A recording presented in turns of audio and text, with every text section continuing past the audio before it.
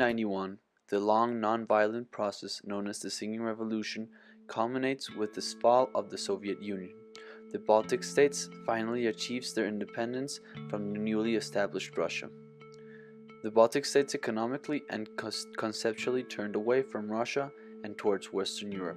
This meant that Russia was not only left in a crisis after the Union of Soviet Socialist Republics fell, but also lost many of its territories.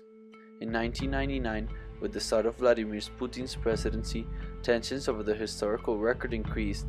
The new regime began to consciously rehabilitate imperial-era leaders and symbols from the Russians' golden age, and began to deny occupations of the Baltic states.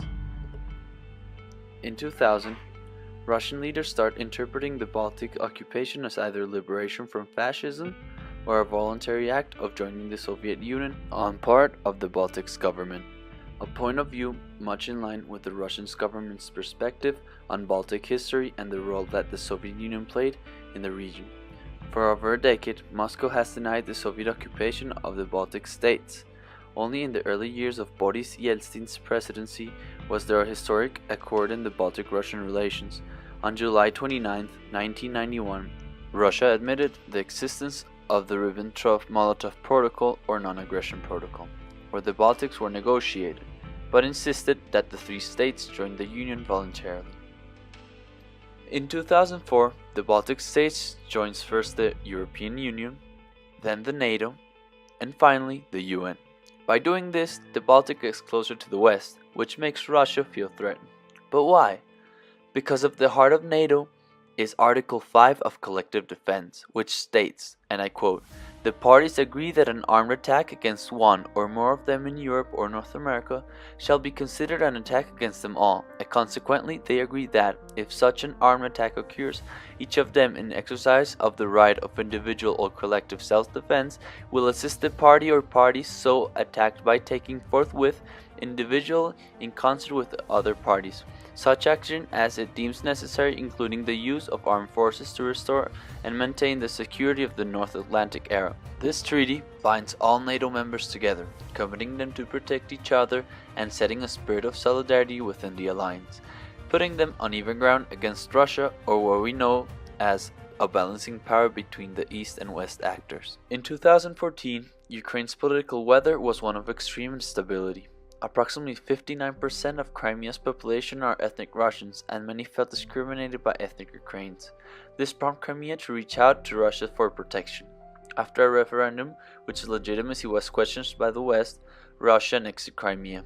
Why did this happen?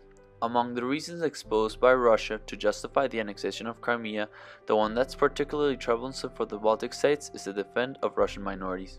It's common for ethnic Russians everywhere to feel like second-class citizens, to consume Russian media, and to agree with Putin's politics. Combat near the Russian border. Ukrainian forces battle with separatist rebels loyal to Russia. More than a dozen killed in the fighting since Sunday. Each side blames the other for starting it, and NATO's leader says civilians are in danger. The Baltic fears that this makes these populations more vulnerable to pro-Russian propaganda, that it may push them into forming pro-Russian guerrillas, and that Russia will take advantage of that. Additional to those actions, tension increased further after Russia captured an oil pipeline in Georgia and the military occupation of South Ossetia and Abkhazia, making clear that Putin's government is not afraid of taking military actions to protect his interests.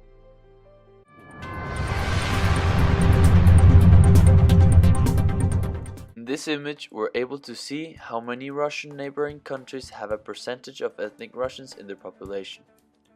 Like most countries sharing border with Russia, each Baltic country has a percentage of Russians in their population. Lithuania is 6%, Latvia is 27%, and Estonia is 25%. The Baltics worry that these minorities may be targeted by pro-Russian propaganda, to which they may be susceptible due to cultural closeness to Russia and an inability or unwillingness to consume anything that isn't Russian. These concerns are not misfounded. Problems with citizenship, feelings of alienation, and pro-Putin positions are prevalent among Russian minorities. The West says that Putin could use that to introduce pro-Russian terrorism to the region. But why would Russia be interested in taking advantage of these minorities? If you look at them in a map, you'll notice that the biggest concentration of Russian minorities can be found along the Russian borders. These regions, with majority of ethnic Russians, form a corridor that would connect Russia to the Baltic and Atlantic seas. Their relevance is geopolitical. Gaining direct access to the Baltic Sea and even a part of the Atlantic Sea that's not frozen would stimulate Russia's trade greatly, which it needs to modernize its military and assert its naval power. Since a strong Russia is seen as nothing but threatening to the West, the Baltics are key actors stuck in the middle of a power clash. On one side, the NATO, with whom they side, on the other, Russia. This isn't problematic only for the Baltics.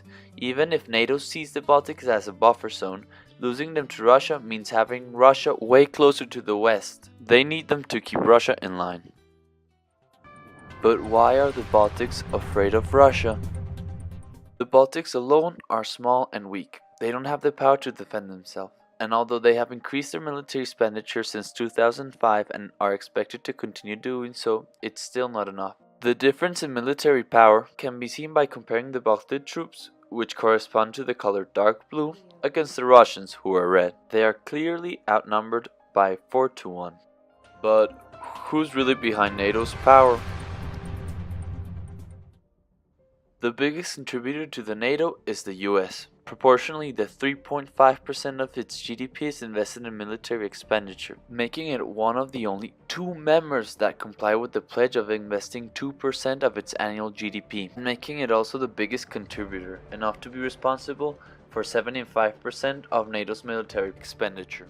When we consider that the NATO was created to deter Russia's power and act as a balancing actor in the international community, the weight that the US support has towards the alliance becomes evident. This is why Trump's recent declarations regarding withdrawing from the NATO are so troublesome, because they would leave the NATO and the Baltics without the economic and military support. Without the USA's power backing it, the balance of power tilts towards Russia.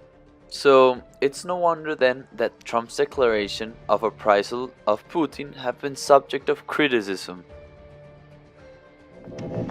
Donald Trump has called it obsolete, says it has problems. NATO is obsolete. He thinks NATO's original purpose of protecting against the Soviet Union makes it irrelevant, that it's ill-equipped to tackle terrorism, and that other members don't pay their share towards it.